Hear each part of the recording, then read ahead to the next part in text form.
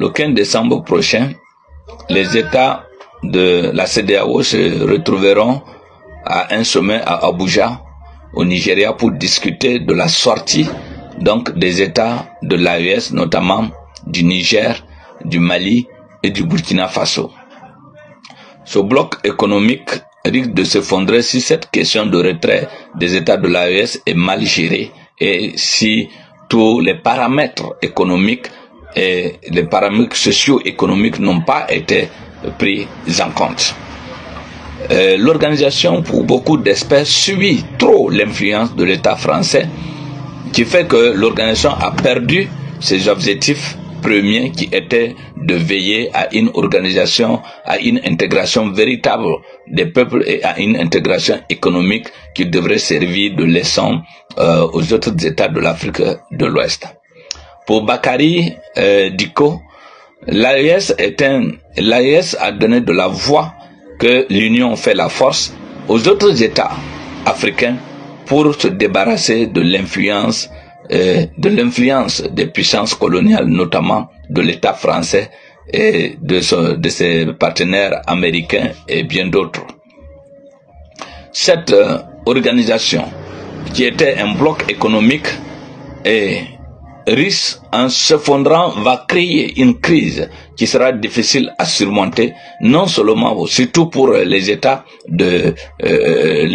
Golfe de Guinée qui font partie de cette organisation. Il faut dire, le Mali à lui seul, pour ce qui concerne donc ses exportations avec la Côte d'Ivoire, s'évalue à 909 milliards de francs CFA par an, tandis que le Niger, pour ses exportations envers la Côte d'Ivoire, s'évalue à 33 milliards de francs CFA, sans compter pour le Burkina Faso, qui est aussi le premier exportateur de bétail, donc de viande en Côte d'Ivoire, et bien d'autres produits comme le céréal et les légumes. Aujourd'hui, ce bloc économique qui avait donné de la joie aux populations, qui avait donné de la joie en termes d'intégration économique et d'intégration des peuples, est aujourd'hui à la croisée des chemins. À la croisée des chemins parce que à l'intérieur même de cette organisation, désormais, il y en a qui estiment qu'il faut refonder cette organisation profondément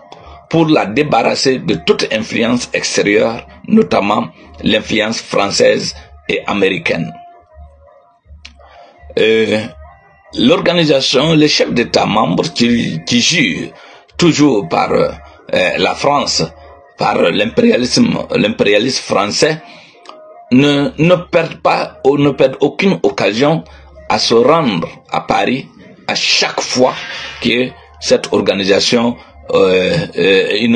tient une rencontre, notamment les présidents ivoiriens, les présidents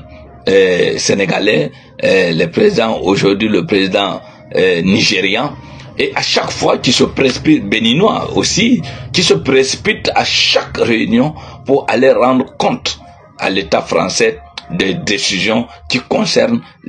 l'organisation sous-régionale ouest-africaine, la CEDEAO.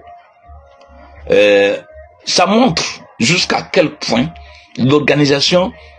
est influencée par l'État français et qu'il est difficile de s'en débarrasser si toutefois les dirigeants qui ne jurent que par la France ne prennent pas les choses au sérieux et n'ont pas une intelligence d'aller dans le sens d'écouter les aspirations profondes des peuples de la CEDEAO. Je vous remercie.